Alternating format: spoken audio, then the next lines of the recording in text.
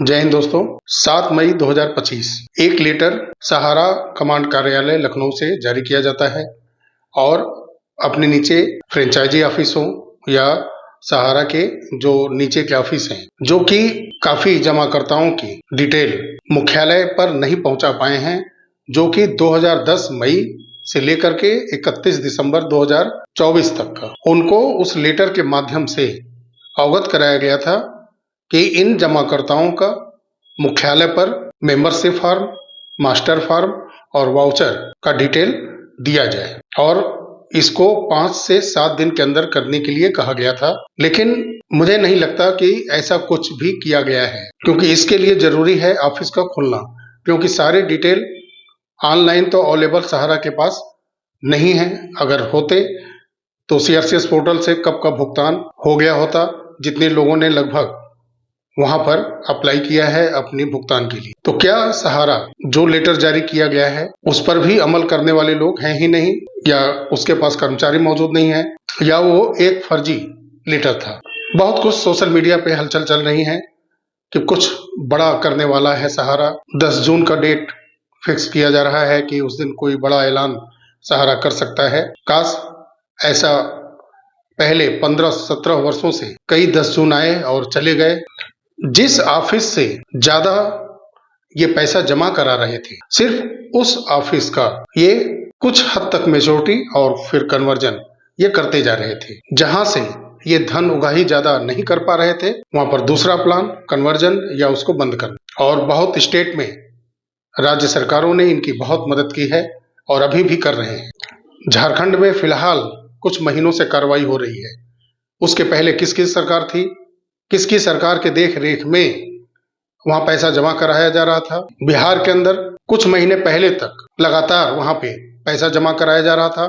वहां पर किसकी किसकी सरकार बदलती रही वो भी आप जानते हैं। कोई सरकार दूध का दूल्हा नहीं है। सभी ने सहदी इसको, और स्टेट लेवल पर ये धन बटोरने के जो इनके जो प्लान थे उसको इम्प्लीमेंट कराने में वहां की सरकारों का प्रमुख योगदान है। और वहां के पूरे प्रशासनिक सिस्टम के द्वारा ढील दी गई, और कहीं न कहीं हो सकता है कि जांच के बदले पैसे खा करके जांच को रोकने का काम किया गया और आम जनता को लूटने दिया गया हो सहारा के कई प्लानों के द्वारा। एक केस दिल्ली हाईकोर्ट में 27 मई 2025 को था। ऑर्डर की कॉपी आ चुकी है। आप लोग जानते ही होंगे कि अब वो 16 सितंबर 2025 को फिर से सुना जाएगा, और कुछ ज्यादा उसमें हुआ नहीं, बस उसमें अगली डेट दे दी गई। जबकि उसमें जांच हुई है एसएफआईओ का। अगर सहयोग देता है कोर्ट और खुली छूट देता है एसएफआईओ को, आदेश जारी करता है सहारा को जांच में सहयोग करने के लिए, तो शायद कई आपराधिक पर्दे बेनकाब हो सकते हैं। जो जमाकर्ताओं के साथ धोखा किया गया है वो बेपर्दा हो सकता है। 7 कंपनियों का जो जांच एसएफआईओ या जांच एजेंसियों के माध्यम से करना है, एक खुला आदेश देकर के जांच करा करके भुगतान कराना चाहिए, लेकिन कोर्ट भी ऐसा नहीं चाहता है। दिल्ली अगर हाई कोर्ट अगर चाह भी जाता है तो फिर वो मामला सुप्रीम कोर्ट में जाके लटक जाएगा। एक और केस सामने आ रहा है सुब्रत राय सहारा वर्सेज यूनियन ऑफ इंडिया का, जो कि फरवरी 2019 से बिना आदेश के बंद पड़ा था। अब उस पर भी 14 जुलाई 2025 का सुनवाई का डेट आया है। देखना है कि उसमें आगे सुनवाई में क्या होता है, क्योंकि उसका 1 साल 2 साल 3 साल पे डेट ही पड़ता है। क्योंकि ये केस एक जो पिटिशनर सुब्रत राय सहारा जी थे उस समय, उनको रिलीज करने की बात है, और जो कई उसमें आईए लगे थे उसके माध्यम से कई मांग यूनियन ऑफ इंडिया के सामने रखी गई थी। उससे रिलीफ और रिलीज दोनों की बात है। तो जो फरवरी 2019 से बंद था उसको फिर अब 14/7/2025 को सुना जाना है। 5 सितंबर 2024 को एक आदेश आया था, जो कंटेम्प्ट ऑफ कोर्ट का केस सेबी ने सहारा के ऊपर किया था। 10,000 करोड़ रुपए जमा करना था। 9 महीने का अधिकतम समय दिया गया था। 5 सितंबर को जो आदेश आया है वो समय 5 जून को पूरा होने जा रहा है। ऑर्डर की कॉपी 1 सप्ताह बाद या 12 दिन बाद या 15 दिन बाद वेबसाइट पर अपलोड हो, वो कोई मायने नहीं रखता। लेकिन ऑर्डर 5 सितंबर को हुआ था, तो 9 महीने 5 जून को लगभग पूरा हो जाएगा। तो वो 10,000 करोड़ रुपए का क्या हुआ? क्या वो सुप्रीम कोर्ट के मीडिएशन पोर्टल पर जो सेटलमेंट दिखाया गया है, केस को सेटल्ड कर दिया गया है, क्या उसकी आड़ में इसका पूरा पटाक्षेप कर लिया गया है? अब ये पैसा जमा करना अनिवार्य नहीं रहा। एक अनुरोध मैं करूंगा, जो कोई ग्रुप बना करके सुप्रीम कोर्ट, हाई कोर्ट हो या नीचे डिस्ट्रिक्ट कोर्ट तक के अगर आप प्रयासरत हैं सहारा के जमाकर्ताओं को पैसा दिलाने के लिए, तो आप राजनीति से दूर रहिए। क्योंकि आप अगर सहारा के लिए लड़ रहे हैं, उनके जमाकर्ताओं के लिए लड़ रहे हैं अगर आप, तो आप जमाकर्ताओं का एक ग्रुप बनाइए, चाहे वो कोई भी पर्सनल रूप से प्रयास कर रहा हो, चाहे ग्रुप के रूप से या कोई ट्रस्ट हो या एनजीओ हो।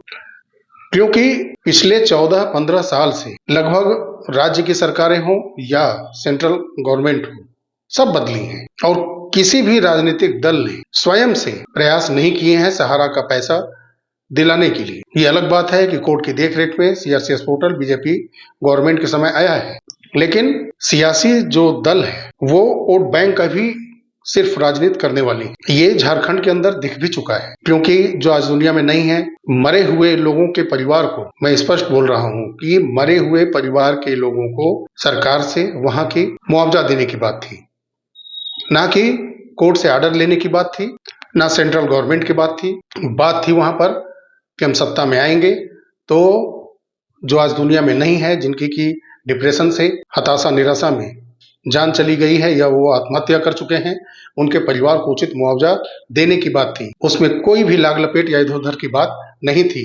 वो तो सत्ता में आने के बाद लाग लपेट होना और मामला को खींच करके हाई कोर्ट ले जाना, उसके बाद सीआईडी जांच, और फिर आम जो कर्मचारी हैं सहारा के जो ऊपर के लेवल के, उनका हाई कोर्ट में हलफनामा देना, अपनी जमानत के लिए अग्रिम जमानत नहीं मिलना, फिर से सीआईडी जांच शुरू होना, ये सब अलग बात है। अगर सरकार अपने फंड से नहीं देती, अपने पास से नहीं देती है, तो वो क्यों नहीं बिक्री की? बात थी कि पूरा का पूरा सहारा का प्रॉपर्टी हम बिक्री करेंगे और जमाकर्ताओं का पैसा देंगे, मुआवजा भी देंगे। लेकिन बात वही कानूनी जो पेच होता है, एक लीगल पेच, न्यायपालिकाएं में पहुंचती हैं केस और फिर वहां पर तारीख पे तारीख, वही हुआ है। इसीलिए मैं बोल रहा हूं कि जो एनजीओ हैं और पर्सनली कोई ऐसे जो लोग हैं जो उसकी सहारा या ऐसे पीएससीएल है, शारदा चिट फंड है, तमाम ऐसी कंपनियां हैं जो कि पैसा ले करके बैठी हैं, नहीं दे रही हैं, उनके लिए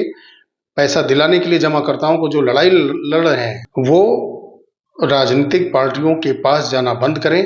क्योंकि आपके पास तो खुद ही करोड़ों लोगों का एक जन सैलाब बन सकता है। कोई राजनीतिक दल आपके पास खुद दौड़े दौड़े आएंगे। आप अपने मंच से, अपने एनजीओ के मंच से, या आपके जहां भी सहारा के लोग इकट्ठा हो रहे हैं, जहां अपनी बात रख रहे हैं, एक जन सैलाब आप दिखाना चाहते हैं सरकार को कि हाँ, हमारा संगठन इतना मजबूत है, इतने लाख, इतने करोड़ लोग हमारे साथ हैं, जिससे मैं आपके सत्ता को उखाड़ करके फेंक सकता हूं। तो उस वहां पर किसी भी दल के लोगों को बुला करके आप मंच ना प्रदान कराइए। आप जिनके लिए लड़ रहे हैं उनको ही साथ रखिए। आप राजनीतिक इस्तेमाल होना बंद करिए, क्योंकि वो सिर्फ वोट बैंक के लिए काम करेंगे। कितना पैसा पिछले झारखंड चुनाव के रिजल्ट आने के बाद कितने लोगों को मिला है, ये मुझे कहने की जरूरत नहीं है। जो ये सिस्टम है, चाहे वो हाई कोर्ट हो या सुप्रीम कोर्ट हो, मैं निचली अदालतों की बात नहीं करूंगा। और क्या इनको सोशल मीडिया के माध्यम से कोई समाचार नहीं मिलता? क्या ये जब जज बन जाते हैं हाई कोर्ट के या सुप्रीम कोर्ट के, चाहे वो चीफ जस्टिस ही क्यों ना हो, तो क्या ये आम लोगों से बिल्कुल दूर हो जाते हैं? इनके पास कोई भी समाचार आम जनता का पहुंचता ही नहीं है? क्या सिर्फ इनके पास वकील ही पहुंच पाते हैं? और जो एक्ट में वो एफआईआर दर्ज हो या कोई याचिका हो, उसमें जो आईए लगे हैं या जो इनके टेबल तक पहुंचता है, सिर्फ उतना ही वो जानते हैं। बाकी वो देश के हालात से वाकिफ रहते ही नहीं है। कोई ना न्यूज़पेपर, ना ही कोई इलेक्ट्रॉनिक मीडिया, ना सोशल मीडिया, ना इनके पास साथ में मोबाइल है, ना लैपटॉप है, ना टैब है, ना ये टीवी देखते हैं। किसी से इनका मतलब नहीं रहता। जो सिर्फ वकील कहेगा या इनके जो पीए हैं कुछ विशेष लेकर के वहां पर पहुंचेंगे किसी की बात, उतना ही ये जानते हैं। इतनी चिट फंड कंपनियां घोटाला कर चुकी हैं। सहारा ने इतना बड़ा काम गलत किया है, सारे तथ्य सामने हैं। क्या इनको ये हलचल electric media, print media, electronic media, social media पर जो तमाम लोग प्रदर्शन कर रहे हैं दिल्ली के अंदर, वित्त मंत्री के साथ मिले, बात किए, ये सारी चीजें इनके साथ कोई नहीं शेयर करता, या खुद ब खुद इनके सामने वो चीजें आ नहीं जाती हैं, कुछ भी नहीं ये कर पाते। देश की आधी आबादी फंसी हुई है, एक कड़ा निर्णय ये नहीं दे पाते कि सहारा की प्रॉपर्टियों को बेचिए। जो पैसा सीआरसीएस के पास अभी बचा है, जो पैसा सहारा से भी एस्क्रो अकाउंट में पड़ा है, वो पैसा और प्रॉपर्टियों को नीलाम करिए, इकट्ठा करिए और सारे जमाकर्ताओं का पैसा सीधा वापस करिए। अपने देख रेख में सीधा बॉन्ड जिनके नाम से है, उनके जो आधार से लिंक अकाउंट है, सीधे उनके खाते में उतना पैसा भी नहीं डलवा सकते ये लोग। हाई कोर्ट और सुप्रीम कोर्ट के जो जज हैं, चाहे वो चीफ जस्टिस ऑफ इंडिया हो, आंखें बंद की हैं। जो वकील कहते हैं शायद वो वही करते हैं, जो उनके पीए कहते हैं शायद वो वही करते हैं। आम नागरिकों की आवाज, इतने माध्यम हैं उनके पास पहुंचने के, उस पर वो स्वतः संज्ञान नहीं ले सकते हैं। कोई सुनवाई वो कर भी लेते हैं तो पैसा सहारा से भी एस्क्रो अकाउंट में जमा करिए, सेंट्रल रजिस्ट्रार के पास जमा करिए, रजिस्ट्री ऑफिस में जमा कराइए। जब आप केस की सुनवाई पूरी कर लेते हैं तब भी आप जो याचिका करता है, जो कि साबित हो जाता है कि वो सही है, इसीलिए वो उसके पक्ष में आप आदेश भी देते हैं कि हाँ इतना पैसा आप जमा कराइए, घोटाले साबित हो जाते हैं, तो फिर वो पैसा इन एजेंसियों के पास या ट्रेजरी वगैरह में रखने की क्या आवश्यकता है। जब पिटिशनर का जो क्लेम है आपके पास साबित हो जाता है तो वो पैसा सीधा उसके खाते में क्यों नहीं जाता है? क्यों आप खुद पिछले 14 साल लगातार जमाकर्ताओं को फंसा करके रखे हैं? जो पैसा सेबी के पास है वो पैसा तो जमाकर्ताओं के पास पहुंच जाना चाहिए था, कब का। अगर सेबी कंटेम्प्ट ऑफ कोर्ट का केस सहारा के ऊपर करता है तो ये जनता क्या सुप्रीम कोर्ट को अपने आप को अपमानित करने का, यानी आम जनता को आपने समझ क्या रखा है? देश की जनता को आप डिप्रेशन में लाएंगे, अपमान का घूंट पिलाएंगे। आपके पास केस पहुंचने के बाद, केस साल लगभग हो जाने के बाद भी उनका पैसा नहीं मिल पाएगा, पैसा रहते हुए नहीं मिल पाएगा। ये देश के सारे सहारा के जमाकर्ताओं का अपमान है कि नहीं है? उनको डिप्रेशन में सुप्रीम कोर्ट डाल करके उनकी जान ले रहा है कि नहीं ले रहा है? उनको हत्या करने पे मजबूर कर रहा है कि नहीं ये सुप्रीम कोर्ट? ये कब सोचेगा वो? हाई कोर्ट हो या सुप्रीम कोर्ट हो, चाहे चीफ जस्टिस ऑफ इंडिया हो, लाखों की सैलरी, आलीशान लेटेस्ट वर्जन की, उसमें सारे आधुनिक सुविधाएं से लैस वो आलीशान बंगले और उसमें सारे सुविधाएं, एक आलीशान सरकारी गाड़ी, उसको चलाने वाला सरकारी ड्राइवर और सब कुछ नीचे के लेवल की देख रेख करने वाला पीए, इतनी सुविधाएं जिनको मिल रही हैं, वो क्या जनता का दुख समझेंगे? जितना जिसका यहाँ पर नोटों का बंडल भारी होगा, क्या उसी की सुनवाई सिर्फ होगी आपके यहाँ? इसीलिए आप बहुत ही बड़े लेवल के वकीलों की बात सुनते हैं, सरकारों की बात सुनते हैं, बॉलीवुड के एक्टरों की बात सुनते हैं। आप इस समय ग्रीष्मकालीन की छुट्टियां मना रहे हैं, हो सकता है कुछ लोग देश में हो, कुछ लोग विदेश में भी हों। आप अपनी फैमिली के साथ इतना सरकारी सुविधाएं लेकर के, वेतन लेके बहुत खुश होंगे ग्रीष्मकालीन छुट्टियों में, लेकिन जो इस 48 डिग्री टेम्परेचर के आसपास में ठेले खुमचे लगा करके जो पहले पैसा जमा कर चुके हैं और आज जो मेहनत करके पूरे दिन कमाते हैं, शाम को जो पैसा लेके जाते हैं उससे उनके घर का खर्च चलता है, जिनकी ग्रीष्मकालीन छुट्टियों जैसी कोई बात ही नहीं है। अगर वो एक दिन घर में बैठ जाए तो अगले दिन उनके घर में रोटी नहीं बनेगी। इनके लिए भी आपके मन में कोई भी संवेदना, भावना कभी नहीं जगती है। इन हाई कोर्ट और सुप्रीम कोर्ट के जो न्यायाधीश हैं, मुझे लगता है कि इनके पास भी ग्रेड है। जो नंबर 1 ग्रेड के वकील हैं, उनका केस सुनने का और उस पर आदेश देने का एक अलग तरीका है, दूसरा ग्रेड अलग है, उसका तरीका कुछ अलग है, तीसरा ग्रेड कुछ अलग है, उस पर आदेश देने का कुछ तरीका अलग है। लेकिन जिसका कोई ग्रेड नहीं है, जो आम जनता है, जो कि एक कंपनी के द्वारा ठगी गई है, उसको सरकार और न्यायपालिकाएं गुमराह कर रहे हैं, इनका कोई ग्रेड, कोई श्रेणी नहीं है, क्योंकि ये कहीं न कहीं रेवड़ी पटरी वाले, ट्रॉली रिक्शा चलाने वाले, मध्यम वर्गीय दुकानदार, कुछ मध्यम वर्गीय से ऊपर के दुकानदार, बिजनेसमैन, इनका कोई ग्रेड नहीं है। ऐसा ही हमें लगता है कि हाई कोर्ट और सुप्रीम कोर्ट के न्यायाधीशों का नजरिया है, तभी ना वो सहारा की बात सुनते हैं, उनके वकीलों की बात सुनते हैं और सरकार के वकीलों की बात सुनते हैं, लेकिन जो एनजीओ हैं, आम जमाकर्ताओं के कोई ऐसे ग्रुप बना करके लोग वहां पर आइए लगाए हैं, चंदे के रूप में पैसे थोड़े थोड़े इकट्ठा करके किसी तरह से आपके काउंटर तक अपनी आईए हो या कोई और पिटीशन आपके यहाँ तक पहुंचाए हैं, उनका कोई ग्रेड वाकई नहीं है, इसलिए उस पर सुनवाई करने की आपको आवश्यकता नहीं समझ में आती। यही है सच्चाई न्यायपालिकाओं की। और एक हाल ही में पूर्व के जो सीजेआई थे चंद्रचूड़ जी, उनका जो वर्तमान में सीजेआई हुए हैं बीआर गवई जी, एक उनका डिसीजन पलट दिया। जो ज्यादा तो मैं चर्चा नहीं करूंगा, लेकिन एक ही चीज कहूंगा कि जो कि न्याय की देवी मूर्ति के स्वरूप में वहां रखी जाती थी, उनकी आंखों पर काली पट्टी बंधी रहती थी, उस पट्टी को पिछले आदेश में पूर्व सीजीआई ने हटवा दिया था और कई वहां अमेंडमेंट किए गए थे। लेकिन ये जस्टिस साहब ने, जो सीजीआई इस समय है, वो पूर्ववत जो स्थिति थी उसको लाने के लिए बोल दिया। लाखों रुपए खर्च हुए होंगे और फिर से खर्च होंगे।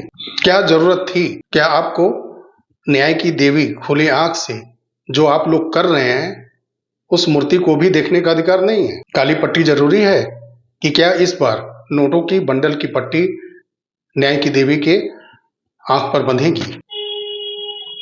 क्या विडंबना है कि जो नहीं करना है उस पर तुरंत सुनवाई होना, आदेश दे देना, उसको पलट देना। जो देश की आधी आबादी जुड़ी है, उनके घर में खुशियां आ सकती हैं, उनके लिए डेट पर डेट, और डेट भी अब तो नहीं मिल रहा है। उसी तरह एक निर्जीव निष्क्रिय सा, जैसा सुप्रीम कोर्ट का व्यवहार है वैसे ही उसका वेबसाइट है, और वैसे ही वहां पर जस्टिस देने वाले न्यायाधीश भी हो चुके हैं, बिल्कुल निर्जीव जैसे। सहारा के मुद्दे पर, पीएसीएल के मुद्दे पर, शारदा चिट फंड हो या तमाम जो ऐसी चिट फंड कंपनियां हैं, उसकी केस के सुनवाई में सिर्फ कंपनियों के, स्टेट गवर्नमेंट के या सेंट्रल गवर्नमेंट के बातों को सुना जाता है, क्योंकि वहां पर पैसा बहुत है। और जिन जनता के पैसे से सरकार चलती है, कंपनियां चलती हैं जो लूट करके ले गई हैं, जिससे वो पैसा देती हैं, जिस जनता के पैसे से सभी लोग चल रहे हैं, सारा सिस्टम चल रहा है, जो जज है उनकी सैलरी मिलती है, सारे जो आलीशान सुविधाएं वो भोगते हैं, ये जनता के पैसे से ही सब कुछ मिलता है उनको।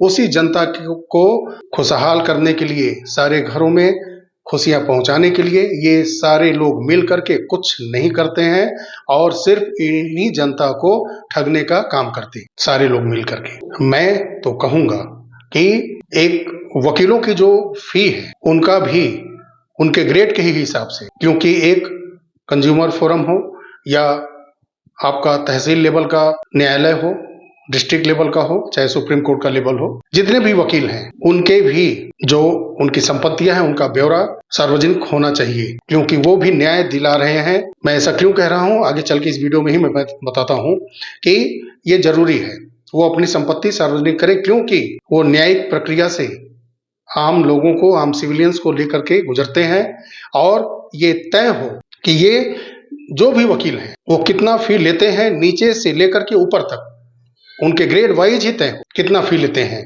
और किस किस से लेते हैं वो भी नाम उजागर होना चाहिए। क्योंकि इस देश ने पिछले कई वर्षों में आतंकवादियों के लिए भी केस लड़ते हुए वकीलों को देखा है, जिसने भारत के अंदर बम फोड़ के सैकड़ों लोगों को मारे हैं, कई घरों को बर्बाद किया है। उनके लिए केस लड़ने वाले कहां से फंड पाते हैं? उनके फीस कितने हैं, कितने फी लेते हैं वो? 10 रुपए, 10,000, 50,000, 1 लाख, 50 लाख, कितना लेते हैं? वकालत के पहले उनकी क्या थी स्टेटस, उनका ब्यौरा संपत्तियों का क्या था? वकालत शुरू करने के बाद अगर वो तेजी से ग्रोथ कर रहे हैं तो वो किस किस सिविलियन से किनका केस जब वो लड़ रहे हैं उसका ब्यौरा क्या है, और उनको कितना फी दिया जाता है, ये ओपन होना चाहिए। क्योंकि इस देश के अंदर बहुत ही घटियापन है, बहुत ही घटिया तरीके से लोग चाले चल रहे हैं, देश को खोखला कर रहे हैं। सिर्फ ये सहारा के मुद्दे पर मैं बात अपनी नहीं रख रहा हूं। आपने देखा होगा कि राम मंदिर का भी केस चला था, 27 वकील सेंट्रल गवर्नमेंट कांग्रेस की तरफ से लड़े थे। आखिर में ये पैसा आता कहां है? कसाब की तरफ से केस लड़ने वाला। निर्भया रेप कांड हुआ था, उसमें भी सुबह 5 बजे तक, जब तक कि फांसी पर उन दरिंदों को लटकाया नहीं गया था, तब तक वकील जिरह कर रहे थे और उसको छुड़ाने का प्रयास कर रहे थे, किसी तरह से रुक जाए फांसी। ऐसे लोगों को फंड कौन जारी करता है? ये जानना जरूरी है। वकीलों के लिए ये कानून बनना चाहिए कि वो बताएं प्रतिवर्ष, बल्कि इसकी समीक्षा होनी चाहिए। वो अपने मुवक्किल से, अपने जो भी उनके मुवक्किल होते हैं, जो भी केस लड़ते हैं, वो जिसके लिए भी, उसका नाम और कितना वो फी ले रहे हैं, ये क्लियर होना चाहिए। लेकिन ये होगा नहीं, क्योंकि अगर ये उजागर होगा तो फिर जिनके घर में नोटों के बंडल जलते हुए मिले थे, यही वकील ऐसे जज के ऊपर या पूरे एक जो न्यायपालिका सिस्टम है उसके ऊपर वो चढ़ जाएंगे, क्योंकि सभी करते हैं भ्रष्टाचार, कोई नहीं है पाक साफ। मूर्ख जनता है जो कि ऐसे कंपनियों के चक्कर में, ऐसे जातिवाद फर्जी राजनेताओं के चक्कर में पड़ती है और उसी में बंद के रह जाती है। तो बहुत कुछ सोशल मीडिया पे हलचल चल रहा था सहारा का। अब जून महीना काफी कुछ क्लियर कर देगा। छुट्टियां भी बड़े लोगों की खत्म हो जाएंगी। माननीय न्यायाधीश, बड़े बड़े जो वकील भी इस समय थोड़ा सा रेस्ट कर रहे हैं, उनकी भी छुट्टियां खत्म हो जाती हैं। तो ये जून महीना बहुत कुछ डिसाइड करके जाने वाला है। जुलाई तक सब कुछ सामने आ जाएगा कि क्या चल रहा है केस में, आगे क्या होना है, क्योंकि अगस्त में तो सारे डेट पड़े ही हैं।